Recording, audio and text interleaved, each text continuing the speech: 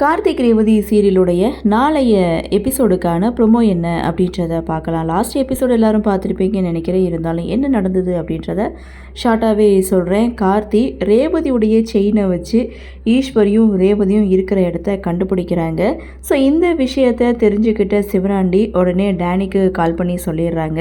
So Danny பார்த்திங்கன்னா வர்ற கார்த்தியை வழிமறிக்கிறாங்க. இந்த இடத்துல ஃபைட் சீனை கொடுத்துருப்பாங்க. இதுதாங்க லாஸ்ட் எபிசோட்.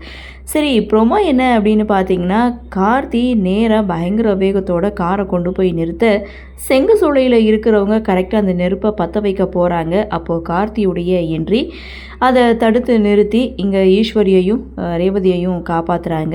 இவங்க ரெண்டு பேரும் மயக்கத்தில் செங்க சூளையில் இருக்கிறத பார்த்துட்டு எல்லாருமே செம்ம ஷாக் ஆகிறாங்க.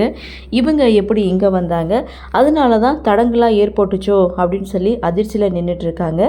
அப்படியே சீனை கட் பண்ணால் சாமுண்டீஸ்வரி ரேவதி இவங்க ரெண்டு பேரையும் கார்த்தி ஹாஸ்பிட்டலில் கொண்டு வந்து அட்மிட் பண்ணிட்டாங்க.